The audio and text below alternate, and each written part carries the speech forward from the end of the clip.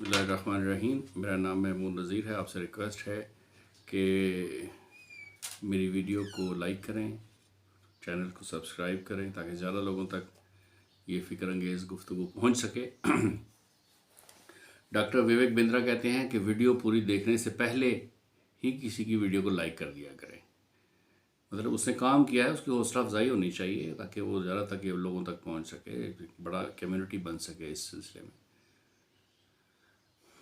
मेरे पास एक लड़का आता है, वो कसाब है, असद नाम है उसका। उसको वज़ाइफ पढ़ने का बड़ा शौक़ है, अल्लाह का ज़िक्र करने का बड़ा शौक़ है। इतना पढ़ा लिखा नहीं है, आम सा बेचारा बच्चा है, नेक है, मेहनती है, दयानतदार है, ईमानदार है। एक दफ़ा वो एक शख्स मेरे पास अपने साथ एक शख्स को लेके आया और उसको मैंने मना किया हुआ है, मेरे पास किसी को लेके नहीं आया करो। ले आया वो, पूछ के इजाज़त लेके। तो उस बंदे ने बताया कि मेरे हालात अच्छे नहीं हैं, मैं बड़ा परेशान हूँ, मैं बीमार हूँ, मेरे पास खाने को नहीं है और काम नहीं है, मैं दर्जी हूँ, लेडीज़ टेलर हूँ, बहुत अच्छा काम जानता हूँ, लेकिन मेरी दुकान ख़त्म हो गई। मेरा बेटा बीमार है, उसको हीमोफीलिया कहते हैं, शायद एक बीमारी होती है जिसमें हर थोड़े दिनों के बाद खून नकारा हो जाता है, पूरी बॉडी का खून तब्दील करना पड़ता है। तो मेरे बेटे को दम कर दें। मैंने बस अल्लाह से दुआ की, बात ताला इस पर रहम कर। उसको दम कर दिया, उसको पानी दम करके दिया, कुछ तावीज़ात पीने के लिए दिए, गले में पहनने के लिए। उससे उसको अल्लाह ने कोई करम कर दिया, फ़र्क पड़ गया। तो उसका थोड़ा सा एतकाद और बढ़ गया। मैं ठीक है, मैं यार ये नाखून वाखून काटा करो, टाइम पे साफ़ सुथरे रहा करो, नमाज़ पढ़ा करो। उसने बताया कि अब पहले जो हफ्ते में एक दो दफ़ा मैं जाता था, तो अब 1 महीने 2 महीने से ज़्यादा हो गए हैं, इसको खून लगवाने के लिए जाना नहीं पड़ा। फिर वो प्रैक्टिस उसकी कम हो गई, लेकिन उससे पहले वो तबाह हो गया हुआ था, वो अपना सब कुछ बेच बाच चुका हुआ था वो खून हर दफ़ा नया लगवाने के लिए। फिर उसने मुझे बताया कि मेरे माली हालात ठीक नहीं है, तो मैंने उसको एक सबक, एक मुंदरा पढ़ने के लिए बताया। मैंने कहा यार ये जो रिज़्क में बंदिश होती है ना, इससे खुल जाएगी, तुम इसको पढ़ा करो। उसने बिल आखिर किसी तरीके से उसको याद कर लिया। तो याद कर लिया, पंजाबी में था, वो उसको पढ़ता रहा। पढ़ने से वो आज कुछ, कल कुछ, परसों कुछ, उसके हालात बेहतर हो गए। माशी तौर पे वो रोटी खाने लग गए, बिजली गैस पानी के बिल जमा कराने लग गए, घर में झगड़े ख़त्म होना शुरू हो गए। मैंने कहा यार अब नहीं आना। फिर वो बेचारा डरता था मुझसे, आया ही नहीं कभी। एक 6-8 महीने में कभी चक्कर लगाना। आज से कुछ 7-8 दिन पहले वो दोबारा आ गया मेरे पास। खैरियत आफियत जी, अल्लाह का बड़ा शुक्र है, ये भी ठीक हो गया, ये भी ठीक हो गया, दुकान भी मिल गई है, काम भी चल रहा है, ज़रूरतें भी पूरी हो रही हैं। तो मैंने कहा बीवी ठीक है आपकी? उसने कहा हाँ ठीक है। मैंने कहा वो तलाक तो नहीं मांग रही? कहा हाँ, वो पिछले दिनों में कुछ झगड़ा हुआ था और फिर ऐसे वैसे, अब ठीक है। इस बात को हुए अभी 2-4 दिन ही गुजरे थे तो उसकी कॉल आ गई। उसने कहा जी वो, मैं चंगा भला घर से गया हूँ काम पे, तो वापसी पे किसी काम के लिए फ़ोन किया घर बीवी को, तो बीवी पता चला वो तो घर पे ही नहीं है। तो घर छोड़ के चली गई, सामान ले गई, अपने कपड़े वपड़े बांध के, बच्चे भी साथ ले गई, अपनी सौतेली सास, अपनी सौतेली माँ के घर। तो वो बड़ा परेशान, बड़ा आप घबराया कि ये कैसे एकदम से हो गया। मुझे भी तकलीफ़ हुई सुन के। वो फिर उसने कहा जी ये कैसे होगा, क्या होगा, मैं बहुत परेशान हूँ। मिलने गया तो मिलने नहीं चाहा उसने, वो सामने नहीं आई। वो फिर बहरहाल जो भी काफ़ी लंबी सी बातचीत हुई है, पिछले 2-3 दिन तकलीफ से गुजरे। फिर मैंने कहती जब मैं तो अपना घर आबाद करना चाहता हूँ किसी भी सूरत में, तो मुझे कुछ आप बताएं, आप मेरे उस्ताद हैं आप। मैंने कहा एक अल्लाह का इसम बताया यार, तुम ये पढ़ो पढ़ो, अल्लाह करम करेगा। उसने उसको पढ़ना शुरू कर दिया। कहा मैं नहीं चाहता कि मेरा घर टूटे, वो तो तलाक मांग रही है, बच्चे ले गए। वो बच्चा जिसको उसने इतनी दफ़ा अपना सारी ज़िंदगी और सारा ज़िंदगी जमा पूंजी उसके इलाज पे खर्च कर दी, वही उसके ख़िलाफ़ खड़ा हो गया। और ये मैंने उसको कभी पहले कहा था 5-6 माह पर। मैंने कहा इसकी आंख में वैसे मुझे सूअर का बाल लगता है, इस बच्चे के लिए तुमने बहुत कुर्बानियाँ दे दी हैं, ये इस लायक नहीं है। और वही बात हो गई, कहते हैं आपने जैसे कहा था वो तो बिल्कुल वैसे ही है, तो मुखालिफ हो गया मेरा। बड़ी बोरिंग सी बातें लग रही है ना ये, लेकिन ये बड़ी खौफनाक और बड़ी संजीदा बात है। बिलाखिर वो सबक उसने पढ़ना शुरू कर दिया, प्रेशर बढ़ना शुरू हो गया। वो उस दौरान उसकी बीवी ने और उसकी सौतेली सास ने मिल के इसको मारा भी, इसको डंडे मारे, इसका जिस्म सूजा हुआ था, इसके कपड़े फाड़ दिए। बीवी ने गिलास ज़ोर से मारा तो उसका कंधा सूजा हुआ था। उसको फिर उसको मतलब सेंसिटिव आदमी है तो गम की वजह से पेशाब में खून आना शुरू हो गया, बुखार हो गया, भूख नहीं लग रही थी। अब ये मामला चल ही रहे थे कि उन्होंने थाने में एप्लीकेशन दे दी। थाने वाले पहले घर पुलिस आई, बेइज्जती की बात है बंदे के लिए, एक शरीफ आदमी के लिए पुलिस का घर आना। फिर वो उसने मुझे बताया कि पुलिस इस तरह मुझे ढूंढ रही है, मैं तो सामने नहीं हूँ अभी। इतने में उसने बताया कि आज मेरी बात हुई है फ़ोन पे थानेदार से, तो उसने कहा आप 4 बजे आ जाएं। तो मैंने कहा तुम पहले मेरे पास आ जाओ। वो मेरे पास आ, कहता पता नहीं है मुझे पकड़ेंगे, अरेस्ट करेंगे, जेल में भेजेंगे, क्या इल्ज़ाम लगाए हैं मेरे पे पता नहीं है। तो मैंने कहा तुम सबक पढ़ते रहो। थोड़ी देर उसको बिठाया, फिर मैंने दुआ की, अल्लाह पाक वरस की बार तला तेरा बंदा है, परेशानी में रहम कर इस पर। बिलाखिर वो थाने चले गए। थाने गए तो थाने में उसके ख़िलाफ़ कोई बातचीत नहीं हो सकी।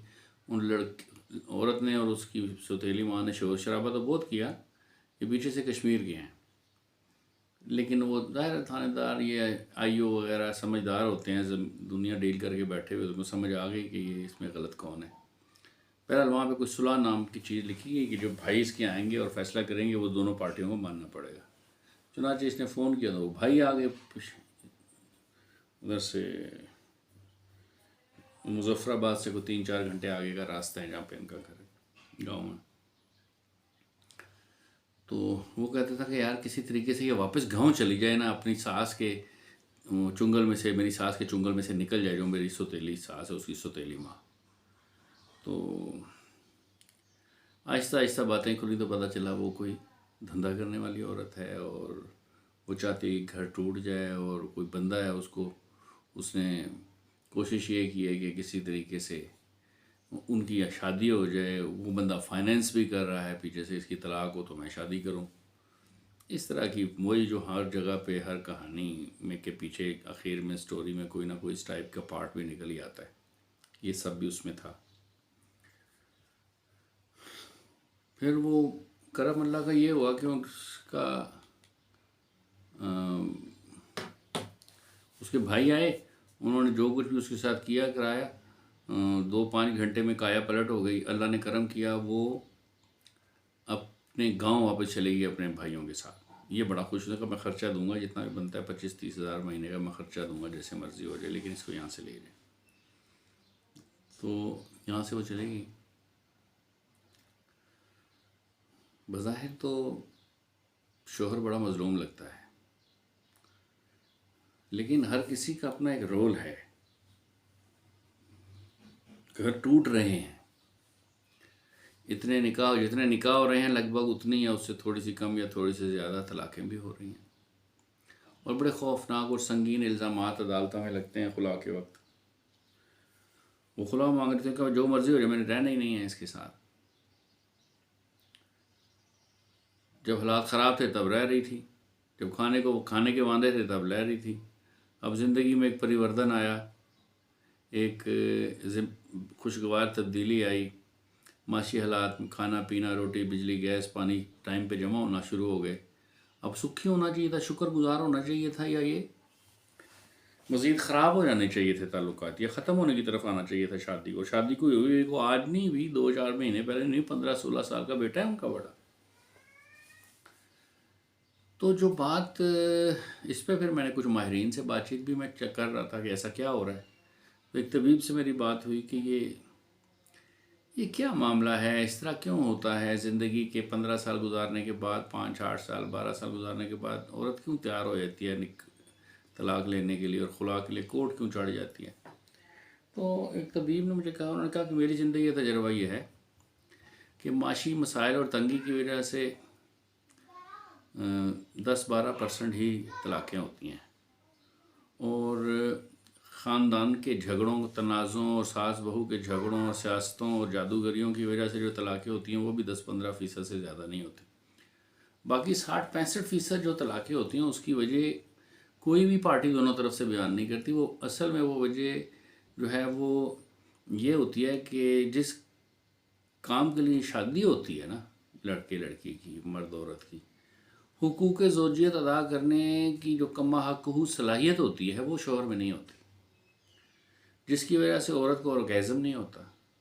ऑर्गेज़म से मुराद ये है कि उसको सेक्सुअली तमानियत और सेटिस्फेक्शन नहीं होती। इसका मतलब यह है कि उसको प्री एजैकुलेशन हो जाती है। प्री एजैकुलेशन का मतलब यह है कि वो उसको सूरत अंजाल होता है। सूरत अंजाल का मतलब यह है कि जैसे ही वो हुकूक ज़ौजियत अदा करने लगता है तो जो उसका एक फ़ितरी अमल का जो वक्त है उसके शुरू होने से पहले ही वो फारिग हो जाता है, एजैकुलेट कर जाता है वो। तो ज़ाहिर है आपका जो लाइफ पार्टनर है वो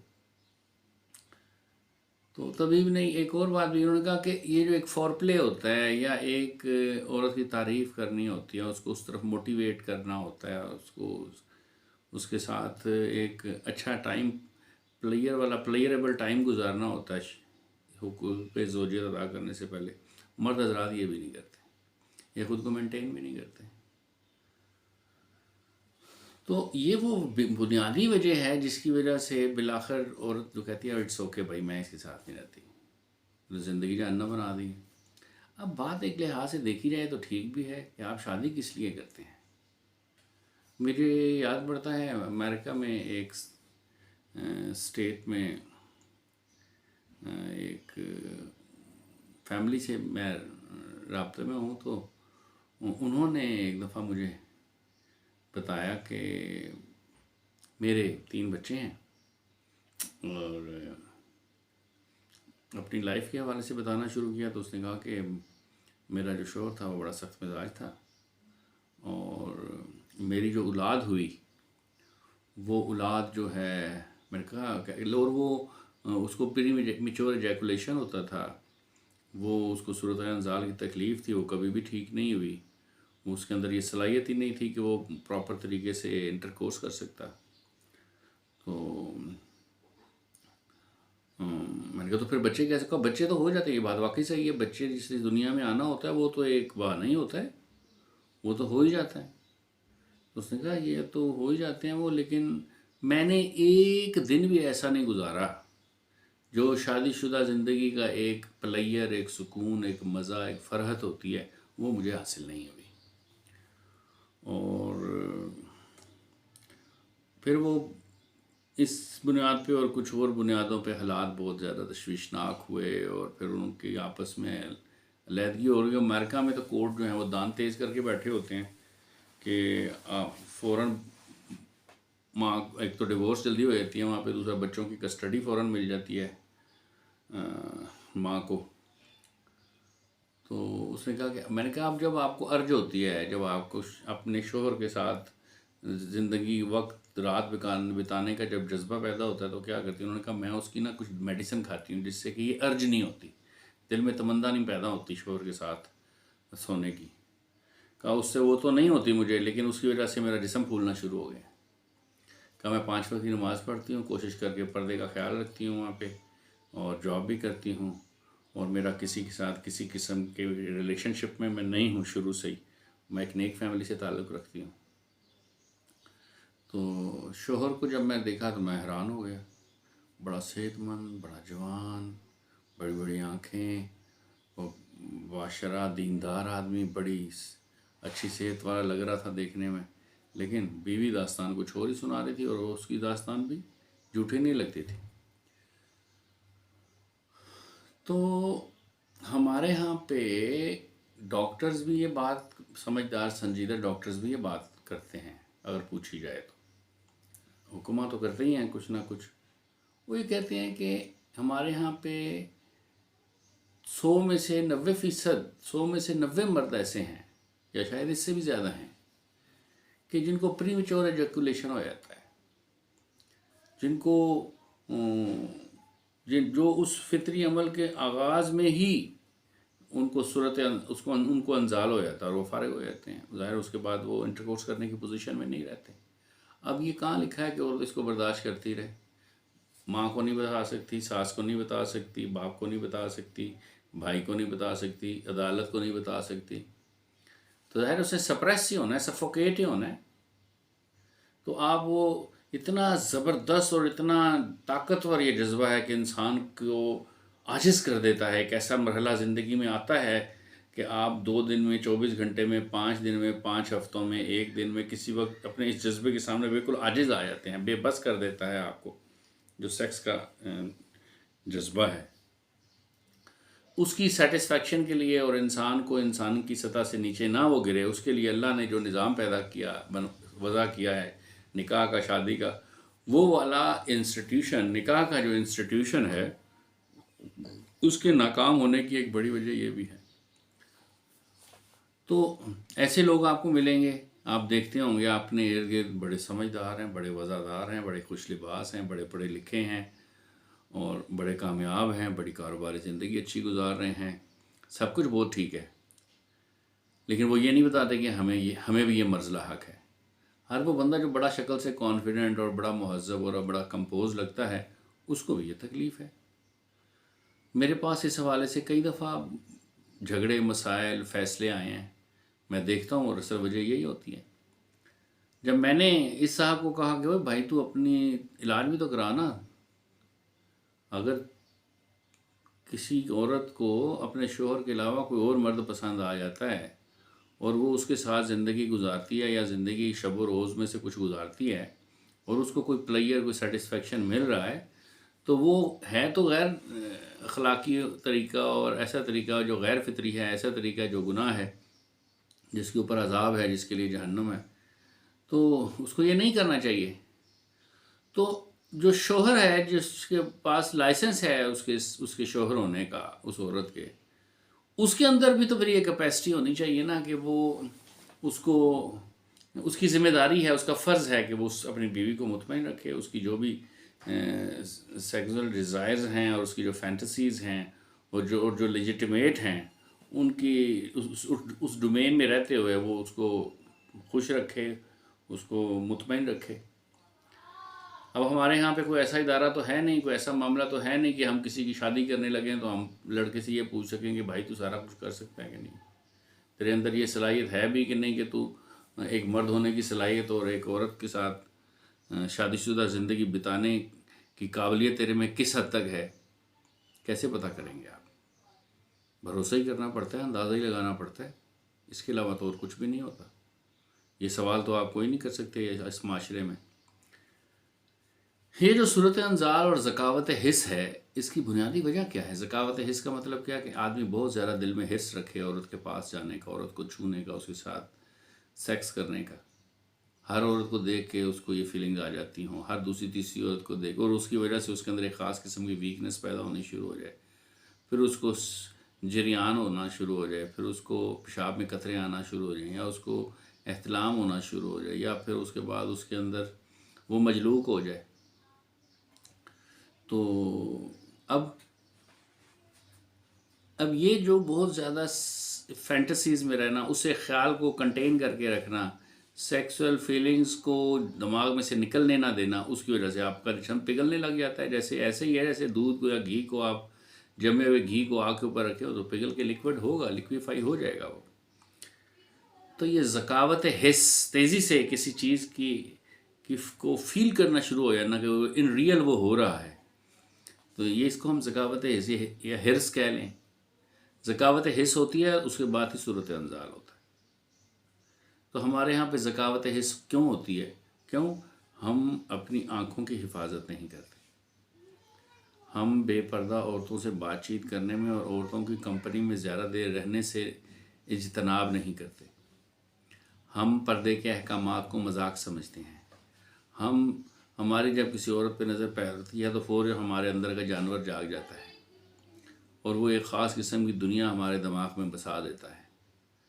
या इसके अलावा फ़ोहश वेब सीरीज़ देखने से, फ़ोहश मूवीज़ देखने से, पोर्नोग्राफी देखने से ये वाली बीमारी जिसे हम ज़कावत हिस्स भी कहते हैं और सूरत इंज़ाल या जिसे हम प्रीमेच्योर एजैकुलेशन कहते हैं ये पैदा हो जाती है। फिर ये यहीं पे बात रुकती नहीं है।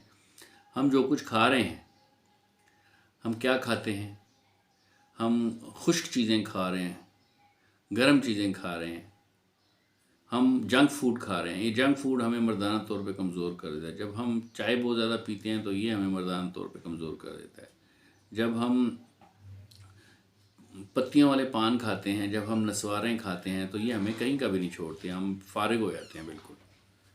तो हमारा जो फूड है, हमारे फूड में कहीं पे भी घी नहीं है, बादाम नहीं है, शहद नहीं है, दूध नहीं है उस तरीके से। उसका नतीजा कि हमारी बॉडी का जो स्ट्रक्चर है, जो मिजाज है, जो हमारा तौलीदी निज़ाम है, उसके अंदर बहुत बड़े बड़े फॉल्ट्स पैदा हो जाते हैं। अब वो जो एक मर्द के अंदर जो फितरी मर्दाना सलाहियत होती है, उसका दर्जा गिरना शुरू हो जाता है। वो कम से कमतर होती चली जाती है। एक तबीब है, उनके पास एक खातून इलाज के लिए आई। उन्होंने कहा कि मुझे ना खून जारी हो गया और वो रुकता ही नहीं है। उन्होंने कहीं नब्ज़ उसकी देखी, उन्होंने नब्ज़ देख के कहा कि तुमको हैज़ की तकलीफ़ नहीं है, ये खून जारी किसी और वजह से हुआ है, जो असल बात है वो बताओ। वो नब्बाज थे, अल्लाह के बंदे थे, नेक बंदे थे, उनको पता चल गया। उस पर वो औरत परेशान हुई कि ये कैसे बता सकते हैं नब्ज़ देख के। उन्होंने उसको समझाया, बताया कि तुम बताओ तो हम तुम्हारा इलाज कर सकें। तो उसने बताया कि मैं शादीशुदा हूँ, मेरे बच्चे हैं, मैं इतने अरसे से शादीशुदा ज़िंदगी गुजार रही हूँ। मेरी ज़िंदगी में एक और मर्द आ गया है। और उन्होंने तो काफ़ी तफसील बताई, मुनासिब नहीं लगता कि मैं इस पर तफसील का ज़िक्र करूँ। उन्होंने कहा कि मैं उसको मलफूफ अंदाज में, ज़रा ऐसे अंदाज में जैसे बात समझ में आ जाए और अल्फाज को बहुत ज़्यादा नेकेड ना किया जाए, बात भी हो जाए। वो यही कि उन्होंने कहा कि वो जो शख्स मेरी ज़िंदगी में दूसरा शख्स आया, उसके साथ आहिस्ता आहिस्ता मेरा ताल्लुक़ पैदा हुआ। फिर मेरा उसका ताल्लुक़ जो है वो जिनसी ताल्लुक़ में बदल गया और मुझे एक नया एक्सपीरियंस हुआ कि वो एक बड़ा मज़बूत असाब का, बड़ा मज़बूत और ताकतवर एक मर्द है। और वो मुझ पे कादर हो गया और उसने मुझसे जिस तरीके से वो सब मामलात किए, तो मुझे बड़ा ऑर्गेज़म हुआ उससे। और मैं हैरान हो गई कि क्या ऑर्गेज़म ऐसा होता है, क्या मर्द और औरत का मिलाप इस अंदाज का होता है। तो उसने कहा कि वो मेरे साथ वो एक के बाद एक दिन, एक बाद एक कई ऐसे दिन और कई ऐसे मरहले आए जिसमें बार बार हमें एक दूसरे के साथ कुर्ब करने का मौका मिला। और उसके बाद मैं अब उसको छोड़ भी नहीं सकती। उनका फिर तुम मुझसे शादी कर लो। का मैं लोग क्या कहेंगे कि मैं इतने सालों के बाद इन बच्चों के साथ छोड़ के उसके साथ शादी कर लूँ, इसको तलाक ले लूँ इससे, ये भी मुनासिब नहीं है माशरे के हवाले से। और उसको मैं छोड़ भी नहीं सकती क्योंकि मुझे लगता नहीं है कि इस तरह का मर्द मुझे दोबारा दस्तयाब होगा। वो मुझे जहाँ बुलाता है मैं चली जाती हूँ। दिन में बुलाता है दिन में जाती हूँ, रात में बुला लेता है रात में कोई बहाना करके चली जाती हूँ। और मैं पूरी दुनिया से झूठ बोलती हूँ लेकिन मैं उसके साथ झूठ नहीं बोलती। उससे मेरी मोहब्बत ही इस तरह की हो गई है।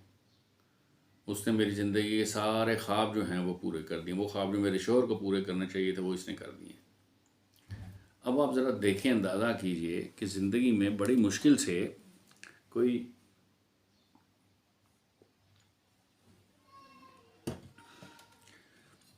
किसी की ज़िंदगी में इस तरह का कोई मर्द आता है। होना तो ये चाहिए था कि उसका शोहर ही इस तरह की सलाहियत रखता होता ताकि वो मुतमईन रहती। माशी तंगी हो, ख़ानदान में झगड़ा हो, सास बहू का झगड़ा हो, जादूगरी हो, जिन्नाती असरात हो, कुछ भी हो, भूख हो, ये सब औरत काट लेती है, सह लेती है। लेकिन जब शोहर अपने हकूक़ ज़ौजियत के जो वज़ाइफ हैं उनको पूरा करने की सलाहियत नहीं रखता तो ये बात उसके लिए बहुत ज़्यादा नाकाबिले बर्दाश्त हो जाती है। निकाह को तोड़ना, ज़ाहिर है उसका क्या जवाब देगी वो। अब वो चाहती है ये भी मेंटेन रहे और कोई और साथी भी, ऐसा पार्टनर भी मिल जाए जिसके साथ। अब ज़ाहिर है ज़िंदगी में से, लोगों के दिलों में से, दिमाग में से खौफ तो निकल गए हैं। खुदा का खौफ, अज़ाब इलाही, जहन्नम की आग का खौफ, कब्र के अज़ाब का खौफ, ये तो अब हमारे में ऐसा कोई ख़ास रहा नहीं। वो कहते हैं इट्स ओके, अब इंजॉय करो लाइफ। तो ये जो मैं बात कर रहा हूँ वो ये है कि इस केस में भी असल जो बात है, असल जो मामला है, वो तो यही है कि जो फरियाद लेके हमारे पास आ गया वही फिज़िकली फिट नहीं है। अब जब वो फिज़िकली फिट नहीं है, जब उसको प्रीमेच्योर एजैकुलेशन होता है, जब उसकी शख्सियत में कोई कशिश ही नहीं है, इतने बड़े बड़े आपने नाखून बढ़ाए हुए हैं पैरों हाथों के, आप मुंह नहीं धोते जल्दी की आसानी से, आप साफ़ सुथरे नहीं रहते, आप अच्छे कपड़े नहीं पहनते, तो आप अपनी बीवी को कैसे हीरो लगेंगे? उसको कैसे कशिश महसूस होगी आप में? आपके दांत पीले हो गए हैं, आपके मुंह से बदबू आती है, कभी नस्वार की, कभी सिगरेट की, आपके जिस्म में से पसीने की बू आती है, आप हर वक्त थके टूटे रहते हैं, हर वक्त रोते पीटते रहते हैं, कभी जो है वो अपनी बीवी की तारीफ़ नहीं करते हैं, आप ऐसी ग़िज़ा नहीं खाते हैं कि आप सेहतमंद रहें, आप फिट रहें। आपको इस बात में दिलचस्पी है कि भाई मैं मुतमईन हो गया हूँ, मैं सेटिस्फाई हो गया हूँ, अगर वो मंजिल के तरफ सफ़र करने से पहले भी हो गया हूँ तो जहन्नम में गई मंजिल और जहन्नम में गया टाइम और जहन्नम में गया मेरा लाइफ पार्टनर, मैं तो मुतमईन हो गया ना, मैंने जो करना था वो मैंने कर लिया। जब जहन्नम में जा सकूँ तो फिर ख़राबियाँ पैदा होती हैं, तो फिर मसाइल पैदा होते हैं, उनको आप नहीं रोक सकते फिर। तो हमारे माशरे का बड़ा ये सुलगता हुआ मसला है। अब हकीमों से कहें कि जनाब इसका कोई इलाज ऐसा हो, वैसी जनरल मेडिसन हो कि जिसको खाने से 2 4 10 20 दिनों में, महीने में, 2 महीने में आदमी नॉर्मल हो जाए और उसके बाद नॉर्मल लाइफ गुजारे, रोटी की तरह उसको दवाई ना खानी पड़े, ऐसी कोई दवा बनाएं, तो वो तो पहाड़ों पे चढ़ जाते हैं। वो एक पंजाबी में कहावत है कि गिदड़ दे गूंद लोड़ पे आएगी, उन्हें कहा पहाड़ से चढ़ के करांगा, मेरे गूंद लोड़ पे आएगी। वो बताते हैं जनाब 2 महीने का प्रोसेस होता है दवाई बनने का, उसमें इतनी आगें दी जाती हैं, इस तरह तेल निकाला जाता। अरे यार बस करो यार। दुनिया की पेचीदा तरीन टेक्नोलॉजी इंसान की बॉडी है और इंसान की बॉडी को बायोलॉजिकली अल्लाह ने इतना फूल प्रूफ बनाया है कि उसको बाहर से किसी मेडिसिन की ज़रूरत नहीं है, और अगर है भी तो कोई छोटी मोटी से ही वो ठीक हो जाता है। तो इसलिए आप खिदमत करने की कोशिश करें, कोई सादा सी दवाई से इलाज करने की कोशिश करें, कोई सादा चीज़ बताएं, कोई ग़िज़ा से इलाज करने की कोशिश करें, लेकिन ऐसी कोई बड़ी बात नज़र नहीं आती। होम्योपैथिक हिकमत की जितनी भी दवाइयाँ हैं जो बड़ी सरबंद अद्वियात जो मुख्तलिफ़ कंपनीज बनाती हैं, उनमें से अक्सर जो है वो स्टीरॉइड्स, एनाबॉलिक स्टीरॉइड्स इस्तेमाल करती है अपनी मेडिसिन में।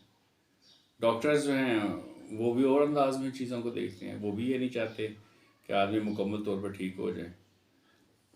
अगर एक शख्स, एक मर्द मुकम्मल तौर पे परफेक्ट हो जाए मर्दाना ताकत के हवाले से और वो एक सेहतमंद ज़िंदगी गुजारे, उससे माशरे के ऊपर कितने मुस्बत असरात मुरतब होते हैं या होंगे, इसका अंदाज़ा लगाना मुश्किल है। औरत बड़ी वफ़ादार है, बड़ी जफाकश है, बड़ी डेडिकेटेड है, बहुत मेहनती है, अपने शोहर के बच्चों को, उसके घर को, उसके माल को, उसकी इज़्ज़त को बड़ा हिफाजत से रखती है, लेकिन उसके इवज़ में उसको मर्द कैसा मिलता है? वो जो कि प्रीमेच्योर एजैकुलेशन के डिजीज़ का शिकार है, वो जो जिसमें एक शोहर होने की जो बुनियादी खुसूसियत होती है वही नापैद है। मैंने ऐसे ऐसे खबीस रूह और भारी रूहें देखी हैं कि 10-10 साल से 12-12 साल गुजर गए हैं, शोहर में सलाहियत ही नहीं है कि वो एक दफ़ा भी अपनी बीवी के साथ कुर्ब कर सके, और बीवी इंतहाई नेक साले है, दीनदार है, पर्देदार है, वो सी ही नहीं करती, आवाज़ ही नहीं निकालती, इसको भी किस्मत का लिखा समझ के उसके ऊपर भी साबिर और शाकिर हो जाती है, और उसके बावजूद वो गुस्सा भी दिखा रहा होता है, धौंस भी दिखा रहा होता है, वो गर्मी भी कर रहा होता है, वो बात बात पे डरा भी रहा होता है कि मैं तुम्हें किसी वक्त भी घर से निकाल दूंगा, मैं तुमको तलाक दे दूंगा। उसको पता ये कहाँ जाएगी, ये कमाती तो है नहीं। तो मकसद आपको, ये बहुत सारी चीज़ें लोगों को मालूम है जो मैं कह रहा हूँ, लेकिन अब किसी की भी मर्दाना ताकत को आप अल्लाह का जिक्र करने से और कोई वजीफ़ा बता रहे, ये तो भाई इलाज करने से ठीक होगा ना। तो मर्दाना ताकत की कमी का शिकार तो जिस्म होता है, रूह तो नहीं होती।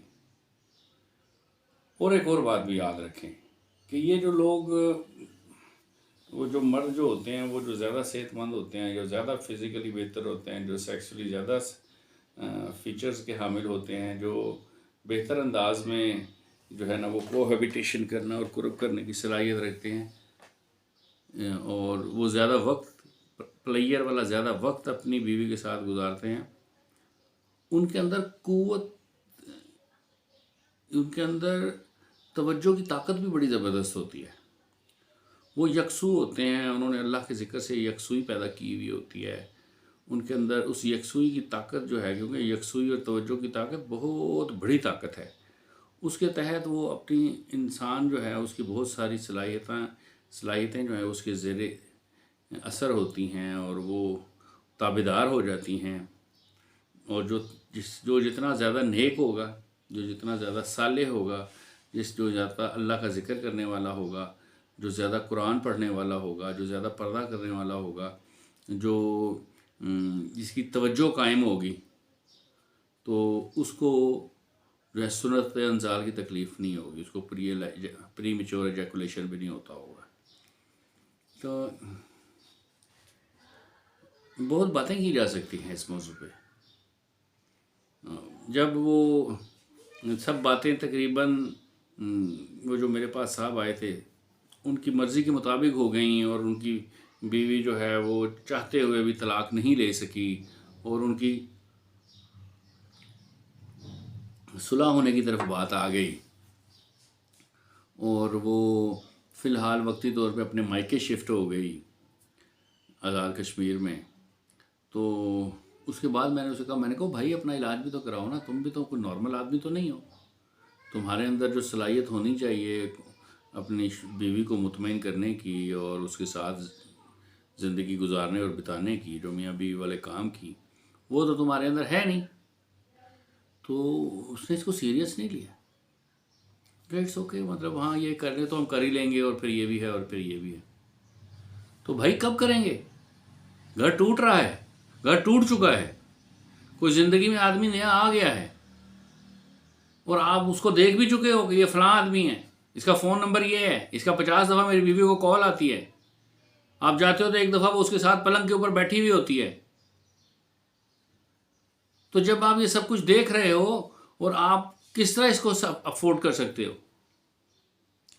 तो आप ऐसा क्यों नहीं करते कि वो जो बीवी का जो प्राइम नीड है, उस प्राइम रिक्वायरमेंट है, उस प्राइम रिक्वायरमेंट को लेजिटिमेट तरीके से शोहर ही पूरा कर दे।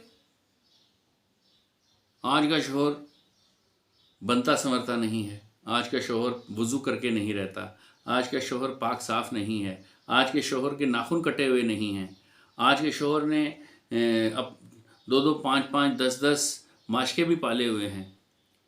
आज के शोहर के पास सबके लिए वक्त है, बीवी के लिए वक्त नहीं है। आज का शोहर नरम गुफ्तगू सबसे करेगा, बीवी से नहीं करेगा। आज का शोहर सबकी तारीफ़ करेगा, बीवी की नहीं करेगा।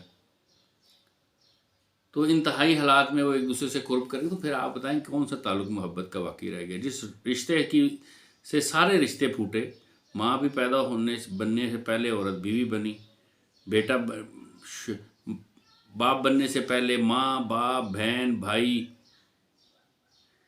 जितने भी रिश्ते हैं वो सब मियाँ बीवी के रिश्ते से ही फूटे हैं ना। तो जब यही रिश्ता कमज़ोर हो जाएगा, जब इसी का आप इस मर्ज़ का ही आप इलाज नहीं कर सकेंगे, तो फिर क्या होगा? तो गुजारिश ये है कि हम सब इस माशरे में रहते हैं, हम सब इस माशरे का हिस्सा हैं, हम इस माशरे को एक मुसलमान माशरा समझते हैं, हम सब फैमिली वाले हैं, हम सब के बेटे भी हैं और बेटियां भी हैं, हमारे दामाद भी हैं और हमारी बहुएं भी हैं। तो ऐसा नहीं होना चाहिए कि हमारे यहाँ पे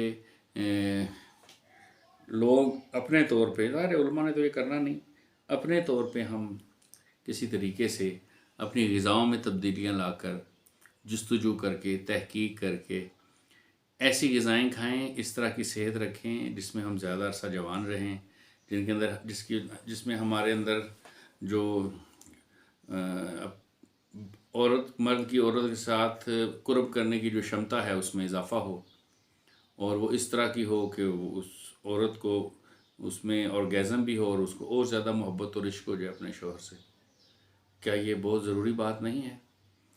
क्या ये तबीबों के लिए ज़रूरी नहीं है कि वो ऐसी कोई दवाई बनाएं कि डॉक्टर एकीडा की तरह वो भी मशहूर हो जाए। जापान में एक साहब था, जब एक डॉक्टर था, जब जापान में अमेरिका ने हम एटम बम गिराया, तो उसके बाद वहाँ के लोग जो बचे उनके अंदर वो बहुत सारी प्रॉब्लम के साथ साथ एक ख़ास किस्म का परिवर्तन ये भी आया कि उनको भूख नहीं लगती थी। और जब उनको भूख नहीं लगती थी तो वो खाना नहीं खाते थे। तो उस वक्त उन्होंने मोनोसोडियम ग्लूटामेट, जिसे हम MSG कहते हैं, जिसे हम चाइना सॉल्ट कहते हैं, ये सॉल्ट जो है उन्होंने ईजाद किया कि वो जिस खाने में डालते थे उस खाने को खाने का इश्तहा बढ़ जाता था। तो लोगों ने खाना खाना शुरू कर दिया उस वो वाला सॉल्ट डालने की वजह से।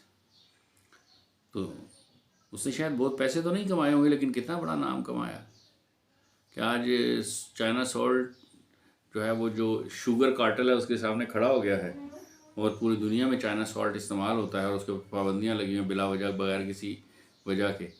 हालांकि उसमें कोई ख़राब बात नहीं है चाइना सॉल्ट के इस्तेमाल करने में। अगर उसमें कोई ख़राब बात है, एक दो पाँच हैं, तो उसमें अगर फ़र्ज़ करो 10 खामियाँ हैं, तो शुगर में तो 10,000 से ज़्यादा खौफनाक किस्म की खामियाँ हैं, जिसके पाक और हलाल होने के ऊपर भी बहुत सारे सब क्वेश्चंस हैं।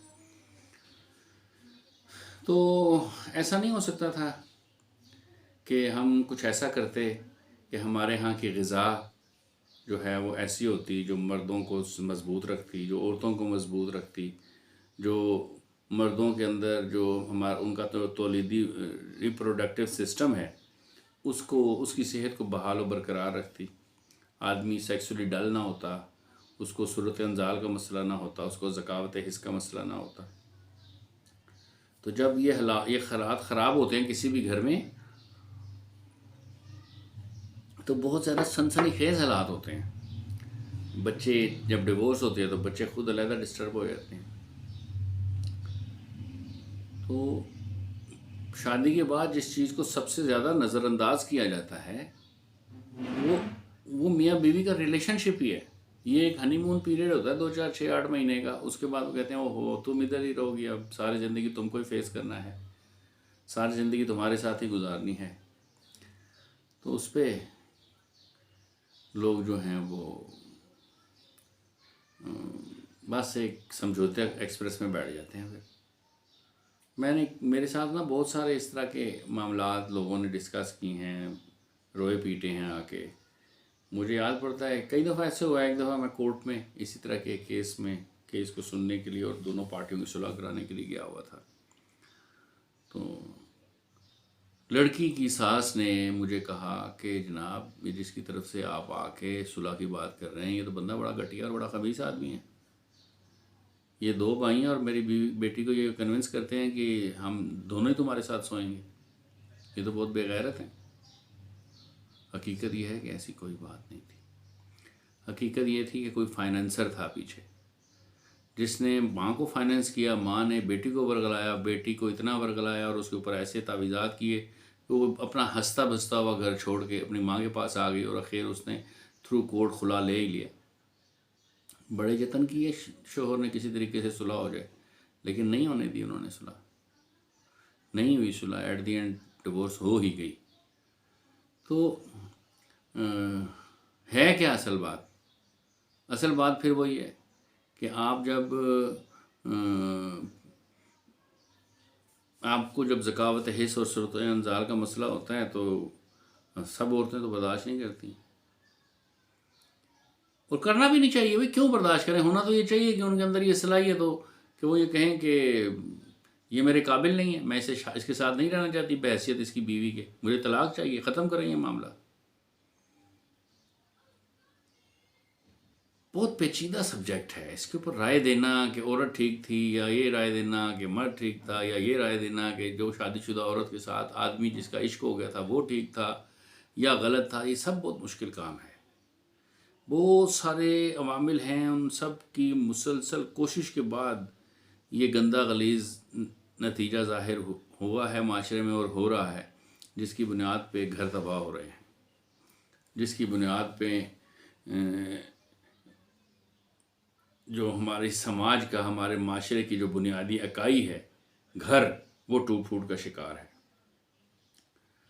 तो दुआएं हम बहुत करते हैं, कोशिश करें कि किसी तरीके से अगर कोई भी मुआलिज मेरे इस व्लॉग को देख रहा हो, कोशिश करें कि किसी तरीके से कोई ऐसी दवा और कोई ऐसी ग़िज़ा जो है ना वो बनाने में कामयाब हो जाए कि जिसके नतीजे में आप ये ना चाहें कि इसको बेच के मैं करोड़पति हो जाऊँ, बल्कि आप ये अपने वक्फ कर जाएं, वो लोगों को बताएं कि ये दवा है, इसको खाने से ये फ़ायदा होता है और आदमी नॉर्मल हो जाता है, बहुत सारे मसाइल हल हो जाते हैं। और दुआ लोगों से कहें कि वो दुआ करें उसके लिए ईमान की, जब तक दवा बनाने वाला जिंदा है। अगर कोई इस सिलसिले में मुस्लिह के तौर पे सामने आए और कहे कि पर्दा अख्तियार करो, पर्दा करो और बिला वजह का जो मखलूत महफिलों में मिलना जुलना है उससे परे रहो, और ये जो स्मार्टफोन्स हैं इनसे परे रहो। अब वो सलीम है ना, उसके पास खुद के पास 300 रुपये की मालियत का मोबाइल है, लेकिन उसकी बीवी के पास 7,000, 8,000, 9,000 रुपये का सेकेंड हैंड सोनी का फ़ोन है, सैमसंग का। वो जो घर में बैठी है उसको क्या ज़रूरत है स्मार्टफोन की?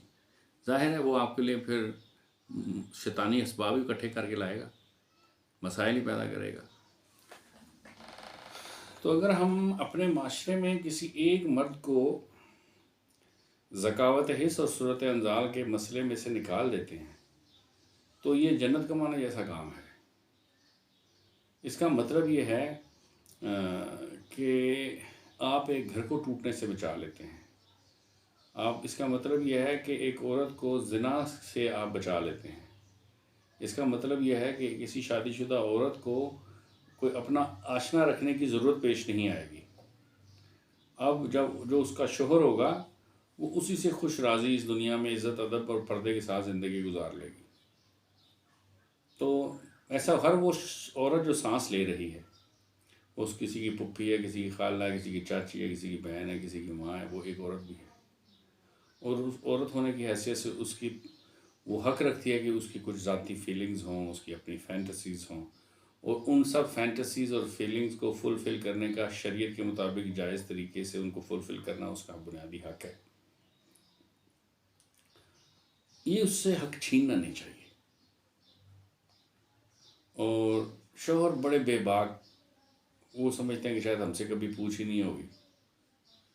जैसे आप वो किसी को कत्ल कर दोगे तो पूछ होगी, किसी का माल खा जाओगे तो पूछ होगी, कहीं पे सियासत करोगे, बेईमानी करोगे, झूठ बोलोगे, सूद खाओगे तो उसकी अल्लाह के यहाँ पे हिसाब देना पड़ेगा।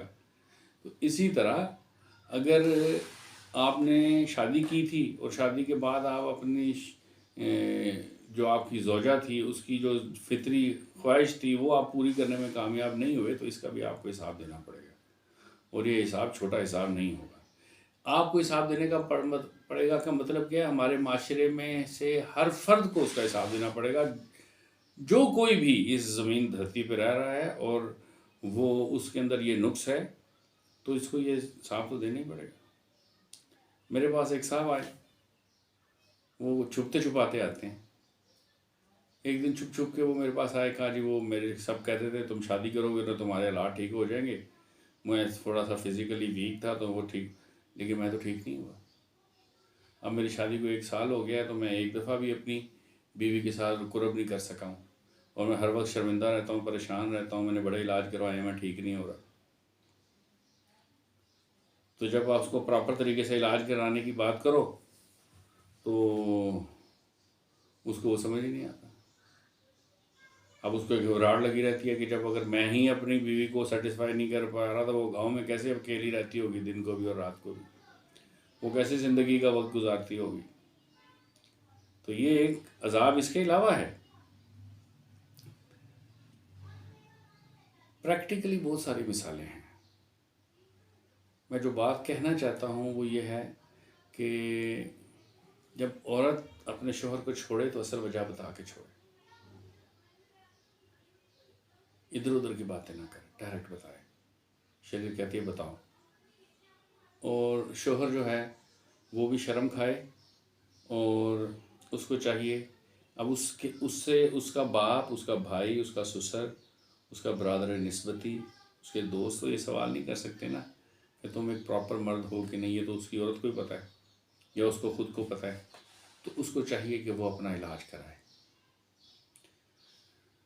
मैंने इस तरह के कई सारे मसाइल देखे हैं। एक दफ़ा मैंने मेरी बहुत ज़्यादा करीबी अज़ीज़ लोग, मेरे बच्चे बहन भाइयों में ये मामलात एक दफ़ा हुए कि एक बच्ची की शादी हुई, वो लड़का पता नहीं केड़ा इंजीनियर था और कैसा था, और दुबई में सेटल थे और बड़ी अच्छी जगह पे रहते थे, बड़ा बेंगलो था, बाप भी बड़ा मालदार था।